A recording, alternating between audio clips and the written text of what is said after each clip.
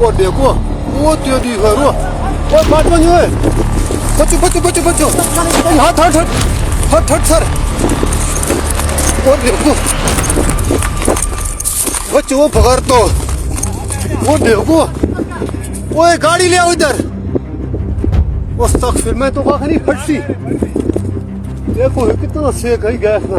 তো বন্ধুরা, পাকিস্তানকে পিওকেতে ব্যস্ত রেখে ওদিকে বালুচিস্তানকে পুরো ভেঙে ফেলার অ্যাকশন শুরু করে দিয়েছে ভারত।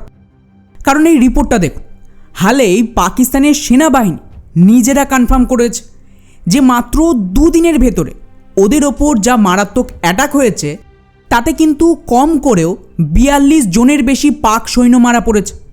আর শুধু তাই নয়, এখানে তো বহু পুলিশ অফিসার, এমনকি ওদের যে প্যারামিলিটারি ফোর্স হয় যাদেরকে রেঞ্জার্স বলা হয়, যেমন আমাদের এখানে সিআরপিএফ রয়েছে, ঠিক তেমনই তাদেরও বালুচরা তুলে নিয়ে গেছে। আর আশ্চর্যের বিষয় কি জানেন, বালুচিস্তানে যখন এই ভয়ঙ্কর হামলা চলছে, ওদের পুলিশদের তুলে নিয়ে যাচ্ছে, প্যারামিলিটারি ফোর্সকে তুলে নিয়ে যাচ্ছে, ঠিক তার মাঝে এদিকে পিওকেতে একটা আলাদাই গেম শুরু হয়ে যায়, যাকে মায়া যুদ্ধ বলা হচ্ছে। কীরকম? তো যেমনটা লাস্ট ভিডিওতে আপনাদের বলেছিলাম যে পাকিস্তানের সেনাবাহিনী পুরো পিওকেকে ঘিরে ফেলেছে। কারণ কি? কারণ হলো ওদেরকে 48 ঘন্টার আলটিমেটাম দেওয়া হয়েছিল কাশ্মীরি লোকজনের তরফ থেকে, যাতে পাক ফোর্সেস ওদের ডিমান্ডগুলো মেনে নেয়। কিন্তু জানা বিষয়, পাকিস্তান সেটা মানেনি। ফলস্বরূপ এখন গোটা পিওকের মানুষ একসাথে রাস্তায় নেমে আগামী 15 তারিখে পিওকের রাজধানী মুজাফফরাবাদের ঘেরাও করবে। কারণ এটাই সেই এলাকা যেখানে কিন্তু পাকিস্তান আর্মির পুরো পাপেটরা থাকে। তো এটার দখল নিলে পাকিস্তানের খেল খতম। এবং জাস্ট ভিড় দেখুন, এই সমস্ত দেখেই পাকিস্তান এতটাই ভয় পেয়ে গেছে যে নতুন করে আরও অতিরিক্ত 17 থেকে 18 হাজার সৈন্যদের পিওকের ভেতরে মোতায়েন করছে এই প্রদর্শন বা ঘেরাওকে ঠেকানোর জন্য। যার কিছু ভিডিও ফুটেজও সামনে এসেছে। এখানে আপনারা দেখতে পাবেন কিভাবে শয়ে শয়ে পাকিস্তানের ফোর্সেস এই এলাকায় ঢুকছে। আর বন্ধুরা, এখানে কি কোঅর্ডিনেশন দেখুন। যখন পাকিস্তানের ফোর্সকে পিওকেতে মুভ করানো হচ্ছিল, ঠিক সেই সুযোগে ওদিকে বালুচরা ক্রমাগত পাকিস্তানের ওপর এলোপাথারি অ্যাটাক শুরু করে দেয়। আর এখানে হামলা কতটা ভয়ঙ্কর ছিল তার কিছু দৃশ্য দেখায়। এখানে আপনারা ক্লিয়ারলি এই ভিডিওটাই দেখতে পাবেন কিভাবে পাকিস্তানের মেন যে হাইওয়ে রয়েছে, যেটা বালুচিস্তানের সাথে জুড়ে আছে, সেখানে থাকা প্রতিটা অয়েল ট্যাঙ্কারগুলোতে অ্যাটাক করে তা ধ্বংস করে দিয়েছে। এবং এই মুহূর্তে গোটা হাইওয়েতে শুধুমাত্র এই ধরনের আগুনে পোড়া গাড়ি আর কিছু বডি ছাড়া কোনো পাকিস্তানের লোকজন বা পুলিশ, এমনকি আর্মিকে পর্যন্ত দেখা যাচ্ছে না। ওদিকে আরেকটা ভিডিও এসেছে যেখানে বালুচরা ক্লেম করছে ক্রমাগত পাকিস্তানের ফোর্সেস বিভিন্ন বালুচদের এলাকা থেকে রাতের অন্ধকারেই পালিয়ে যাচ্ছে, যেখানে মূলত পুলিশ আর রেঞ্জার্স ছিল। কেন? তো এই রিপোর্টটা দেখুন। এটা তো আমেরিকার মিডিয়া পোস্ট করেছে, যার মতে পাকিস্তানের প্রায় 18 জন পুলিশ আর রেঞ্জার্সদের বিএলএর ফোর্সেস তুলে নিয়ে যায় এবং তারপর ওদেরকে 72 হুডের কাছে পৌঁছে দিয়েছে। ফলে এই সমস্ত ভয়ানক পরিস্থিতি দেখে পাকিস্তানের পুলিশ আর ওদের রেঞ্জার্সরা বিভিন্ন বালুচ এলাকা থেকে পালিয়ে যাচ্ছে। কারণ কে বলতে পারে কোন দিন হয়তো এদেরও নাম্বার লেগে যাবে, তাই আগে ভাগেই ওরা পালাচ্ছে। এখন এই সমস্ত দেখে এটুকু তো বুঝতে পারলেন যে এই মুহূর্তে খুবই কোঅর্ডিনেটভাবে পাকিস্তানকে ঘেরা হচ্ছে দুটো ফ্রন্টে। একদিকে পিওকের দাঙ্গা এবং প্রদর্শন, যাকে ঠেকাতেই মেজরিটি ফোর্স লেগে যাচ্ছে, আর সেই সুযোগে একদম পারফেক্ট টাইমে বালুচরাও অ্যাটাক করছে, যেটা বলার অপেক্ষাই রাখে না যে কেউ না কেউ খুবই পরিকল্পনা মাফিক পাকিস্তানের ভেতর একটা কভার্ড অপারেশন টাইপের কিছু একটা চালাচ্ছে। এখন প্রশ্ন দাঁড়াচ্ছে যে কে এই সমস্ত করছে, ভারত নাকি আফগানিস্তান? ওয়েল, এর জবাব শুনলে আপনাদের মাথা খারাপ হয়ে যাবে যে আমরা এতদিন এখানে এই অপেক্ষায় বসেছিলাম যে আবারও কবে পাকিস্তানের ওপর অপারেশন সিঁদুর লঞ্চ হবে। কিন্তু সেটা যে ইতিমধ্যেই শুরু হয়ে গেছে তা কারোর মাথায় আসেনি। এমনটা আমি কেন বলছি? তো দুটো রিপোর্ট দেখাবো, খুব মন দিয়ে শুনবেন।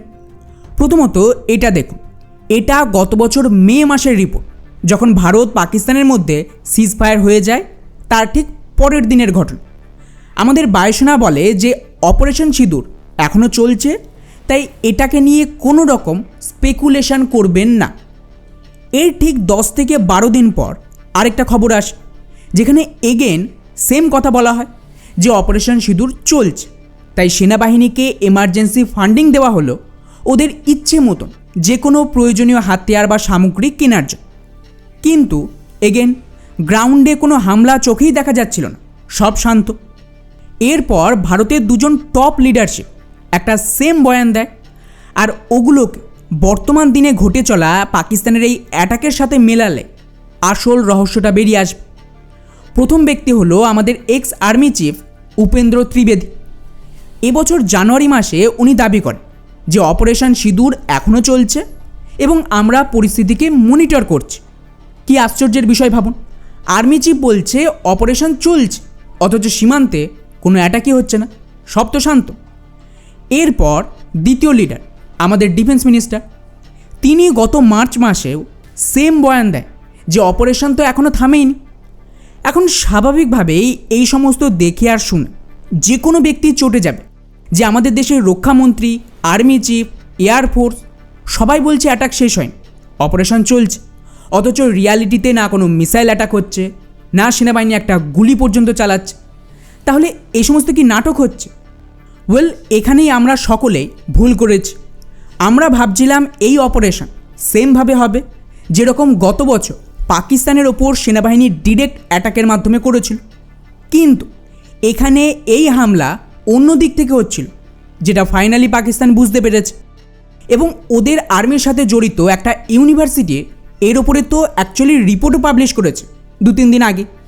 আর তা হলো ভারত যে অপারেশন চালাচ্ছে সেটা অ্যাকচুয়ালি চাণক্য ওয়ার, যা সরাসরি কেউ বুঝতেই পারছে না। কিন্তু এটাকে বুঝতে হলে পাকিস্তান আর্মি এই ইউনিভার্সিটির রিপোর্টের সাথে 2016 সালের মানে প্রায় 10 বছর আগের আমাদের এনএসএ অজিত ডোভালের দেওয়া একটা বয়ানকে যদি মেলানো হয়, তাহলে এই পুরো বিষয়টা জলের মতন পরিষ্কার হয়ে যাবে। এবং আমি সত্যি বলছি, অপারেশন সিঁদুর যতটা ভয়ঙ্কর ছিল এবং যতটা ক্ষয়ক্ষতি করেছে পাকিস্তান, এখন এই চাণক্য যুদ্ধ তার চেয়ে কয়েকশো গুণ বেশি ক্ষতি করছে। কিভাবে? তো এটাই মূল বিষয়, খুব মন দিয়ে শুনবেন। এই রিপোর্টটা দেখুন, যেখানে পাকিস্তানের ন্যাশনাল ডিফেন্স ইউনিভার্সিটি, যেটা বেসিক্যালি বলতে পারেন পাকিস্তান আর্মিরই, তারা একটা রিসার্চ পেপার পাবলিশ করে এবং এর মতে ভারত নাকি চাণক্য স্টাইলে যুদ্ধনীতিকে অনুসরণ করছে। আর এই যুদ্ধনীতির আওতায় 2 ধরনের যুদ্ধ এই মুহূর্তে হচ্ছে, এক হলো কূটযুদ্ধ আর 2 হলো মায়াযুদ্ধ। আমি এখানে এক্স্যাক্টলি পাকিস্তান যা বলেছে সেটাই বলবো, আমার নিজের কোনো তথ্য এটা নয়। তো পাকিস্তানের ইউনিভার্সিটির দাবি অনুযায়ী প্রথম যে কূটযুদ্ধ চলছে, এখানে ভারত চাণক্যর মত অনুযায়ী ডিরেক্ট মিলিটারি হামলার বদলে 3 দিক থেকে হামলা করবে। প্রথমত গোয়েন্দা অভিযান, যেখানে বেসিক্যালি আমাদের ইন্টেলিজেন্সের লোকজন বা স্পাই পাকিস্তানের ভেতরে ঢুকে স্পেসিফিক টার্গেটকে নিউট্রালাইজ করবে। উদাহরণ হিসেবে রিসেন্টলি মানে 3 থেকে 4 দিন আগের ঘটনা, পাকিস্তান এয়ারফোর্সের খুবই গুরুত্বপূর্ণ একজন অফিসারকে কেউ একজন মেরে দেয় রাস্তায় গাড়ি নিয়ে যাওয়ার সময়। ইন্টারেস্টিং ব্যাপার হলো এই অফিসার অ্যাকচুয়ালি পাকিস্তানের এয়ার ডিফেন্স আর ড্রোন অপারেশনের সবচেয়ে গুরুত্বপূর্ণ একজন টপ অফিসার ছিলেন। ফলে একজন এই ধরনের অফিসারের মৃত্যু বিরাট একটা লসের। যদি এখানে বলে রাখি, এই কিলিংয়ে ভারতের হাত ছিল এমন প্রমাণিত হয়নি, বরং তালিবান মানে পাকিস্তানের তালিবান, যাকে টিটিপি বলে, তারা এর দায়িত্ব নিয়েছে। দ্বিতীয়ত গোপন অপারেশন, যেখানে ডিরেক্টলি আমাদের কোনো সেনাবাহিনী যুক্ত থাকবে না, মানে তার জায়গায় প্রক্সি ওয়ার হবে। যেমন ধরুন ইরানের তরফ থেকে ইসরায়েলের ওপর অ্যাটাক করে কারা? হিজবুল্লাহ, হামাস, এরা। তো পাকিস্তানের দাবি অনুযায়ী গত 1 বছরে শতাধিক এই রকম অ্যাটাক হয়েছে, যেগুলো নাকি ভারতের প্রক্সি ওয়ার ছিল, যার মধ্যে গত 2 মাস ভয়াবহ পরিস্থিতি তৈরি হয়। যেমন গত 6 তারিখ বালুচরা বালুচিস্তানের পুলিশ চেকপোস্টে অ্যাটাক করে, যেখানে 9 জন মারা পড়ে এবং 18 জনকে ওরা তুলে নিয়ে যায়। এবং রিপোর্ট অনুযায়ী এদেরকেও পরবর্তীতে 72 হুরের কাছে পৌঁছে দেওয়া হয়। এর ফলে বালুচিস্তানকে কন্ট্রোল করার জন্য যে পুলিশ ফোর্স ছিল, তারা ভয়ে ওখান থেকে পালাচ্ছে। এতে পাকিস্তানের দখল এই রিজনের ওপর দুর্বল হয়ে পড়ছে। এর ঠিক পরের দিন মানে 8 তারিখে এগেন অ্যাটাক হয়, কিন্তু এবারে হামলা হয় পাকিস্তানের আর্মির ওপর, যেখানে লাসবেলা জেলার NH-25-এ পাকিস্তানের সেনাবাহিনীর একটা কনভয় মুভ করছিল বালুচদের ওপর পাল্টা অ্যাটাক করার জন্য। কিন্তু টুইস্ট হলো, এই ফোর্সেস বালুচদের ওপর অ্যাটাক করার আগে ওদের ওপরেই পাল্টা অ্যাটাক হয়েছে। আর ওখানে বলা হচ্ছে প্রায় 17 জনের বেশি পাক সেনা মারা পড়েছে। আচ্ছা, এটা অফিসিয়াল ডেটা, তো অ্যাকচুয়ালি কতজন মরেছে সেটা আশা করি কল্পনা করতেই পারছেন। আনঅফিসিয়াল বিভিন্ন রিপোর্ট বলছে এখানে নাকি 30 জন পাক সেনা মারা পড়েছে। এছাড়াও এর আগে ঠিক দিন 10-15 হবে সোজা করাচিতেও একটা বড় অ্যাটাক হয়, যেখানে পাকিস্তান ফোর্সের হেডকোয়ার্টারে হামলা হয় এবং এগেন পাকিস্তান বলে এতে নাকি 3 জন মরেছে। কিন্তু যে ধরনের ভিডিও এসেছিল তাতে এটা বিশ্বাসযোগ্য নয়, কারণ হামলার যা ইন্টেন্সিটি ছিল তাতে এই হামলায় জনা 10 তো মিনিমাম মরবে। এবং এই হামলার জন্য তো সরাসরি পাকিস্তান ভারতকে দায়ীও করে, যদিও এর সাথে সাথে ভারত সরকার অফিসিয়ালি জানিয়ে দিয়েছে এতে আমাদের কোনো হাত নেই, বরং এই সমস্ত পাকিস্তানের কর্মফল। কারণ কি? কারণ হলো এই হামলা যে হয়েছিল এটার দায় নিয়েছে টিটিপি, যাদেরকে পাকিস্তানি তালিবান বলা হয়। আর স্বাভাবিকভাবে তালিবানদের কে বানিয়েছিল? ভারত না, এদেরকে পাক সেনারা তৈরি করেছিল আমেরিকার থেকে ফান্ডিং। এখন ওরাই পাকিস্তানিদের মারছে, তো ভারত এখানে কি করবে? মানে এটা হলো পাকিস্তানেরই পূর্ব কর্মের ফল। এছাড়া এই ঘটনার আগে 24শে মে যেভাবে পাকিস্তানের ট্রেন আক্রমণ হয় তাতেও পাকিস্তানের প্রায় শতাধিক সৈন্য এবং তাদের পরিবারের লোকজন মারা পড়েছিল, যেটাকে নিয়ে আমি ডিটেলসে ভিডিও বানিয়েছিলাম। তো পাকিস্তানের ইউনিভার্সিটির দাবি অনুযায়ী এখানে কূটযুদ্ধের দ্বিতীয় আর তৃতীয় পয়েন্টকে একসাথে ব্যবহার করছে ভারত। এগেন এটা পাকিস্তানের দাবি। তো এই দ্বিতীয় আর তৃতীয় পয়েন্ট কি? এখানে বলা হয় যে শত্রুর দেশে প্রক্সির মাধ্যমে গোপন অ্যাটাক করাও এবং তার সাথে শত্রুর ফল্ট লাইনকে ব্যবহার করো। আর দুটোই এখানে হচ্ছে। এখানে পাকিস্তানের ফল্ট লাইন হলো বালুচরা, যারা ইতিমধ্যেই পাকিস্তানের অত্যাচারের বিরুদ্ধে আলাদা একটা দেশ চাইছে, আর তাদের ব্যবহার করা খুবই সহজ। ফলে এই 3টে পয়েন্ট যেটা কূটযুদ্ধে ব্যবহার হয়, গোয়েন্দা হামলা, প্রক্সি ওয়ার আর ফল্ট লাইনকে কাজে লাগানো, এই 3টে একসাথে মিলে শত্রুকে কিন্তু ভেতর থেকে এমনভাবে ধ্বংস করে দেবে যে এর ফলে আমাদের আর শত্রুর ওপর ডিরেক্ট অ্যাটাক করা বা লসেস ফেস করা অথবা অতিরিক্ত রিসোর্স খরচ করার কোনো প্রয়োজন নেই। কারণ এটা তো সত্যি, যদি ভারত ইসরায়েলের মতনই যুদ্ধ চালিয়ে যায় তাহলে আমাদেরও ভয়ঙ্কর ইকোনমিক ক্ষতি হবে, দেশে ইনভেস্টমেন্ট আসবে না, প্রচুর সেনাও মারা যেতে পারে, যেটা কিন্তু এই কূটযুদ্ধে হবে না। এবারে আসে দ্বিতীয় পদ্ধতি, আর তা হলো মায়াযুদ্ধ। এখন এটা কি জিনিস?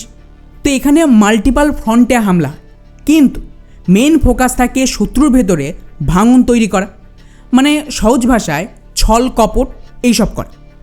এর আওতায় বেসিক্যালি পিওকের ভেতর এই মুহূর্তে পুরো 76 বছরের ভারত বিরোধী যে ন্যারেটিভ ছিল সেটা এখন পাকিস্তান বিরোধী ন্যারেটিভ হয়ে গেছে। মানে এত বছর এই পিওকের মুসলিমরা ভারতের বিরুদ্ধে আতঙ্কবাদী হামলা করত, প্রদর্শন করত এবং ইন্টারন্যাশনালি আমাদের বিরুদ্ধে ন্যারেটিভ তৈরি করত, সেটা কিন্তু পুরো 180 ডিগ্রি ঘুরে গেছে। উদাহরণ হিসেবে এই ভিডিওটা দেখুন, কিভাবে ইউরোপিয়ান দেশগুলোতে কাশ্মীরি মুসলিমরা হাজারে হাজারে রাস্তায় নেমে পাকিস্তান আর্মি আর পাকিস্তানের সরকারের বিরুদ্ধে প্রদর্শন করছে। আচ্ছা, মজার ব্যাপার হলো এরাই এত বছর ধরে পাকিস্তানের পক্ষে পাকিস্তানের পতাকা নিয়ে ভারতের বিরুদ্ধে এই সমস্ত প্রদর্শন করত।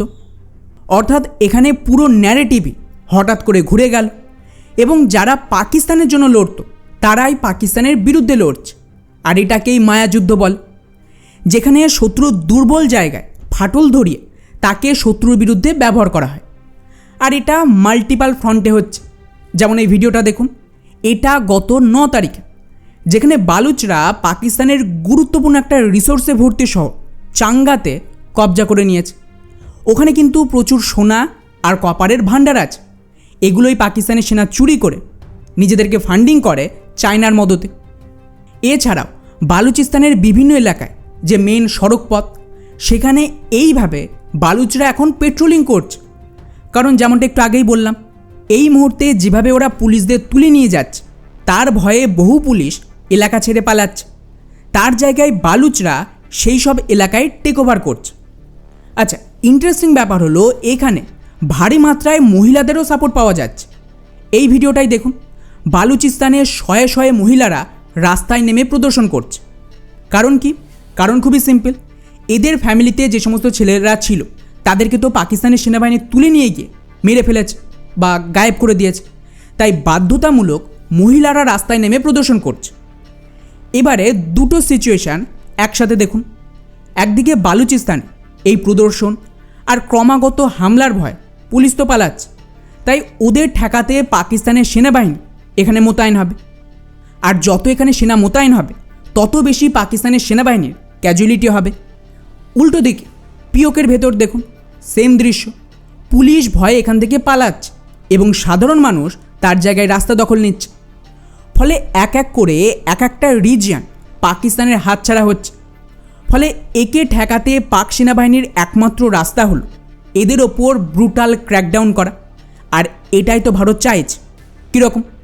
তো এই রিপোর্টটা খুব ভালোভাবে দেখুন, যার মতে গতকাল পাকিস্তানের সেনাবাহিনী বালুচিস্তানে ব্যাক টু ব্যাক যে হামলা হচ্ছে তার পাল্টা বদলা নিতে মিলিটারি হামলা চালিয়ে ৭৫ জন বালুচকে, নাম্বারটা খেয়াল করবেন, ৭৫ জন বালুচকে একদিনে মেরে দিয়েছে। এটা পাকিস্তানের অফিসিয়াল পয়েন্ট। ওরা বলছে যাদেরকে এখানে মারা হয়েছে তারা অ্যাকচুয়ালি আতঙ্কবাদী ছিল, মানে বিএলএর সদস্য ছিল।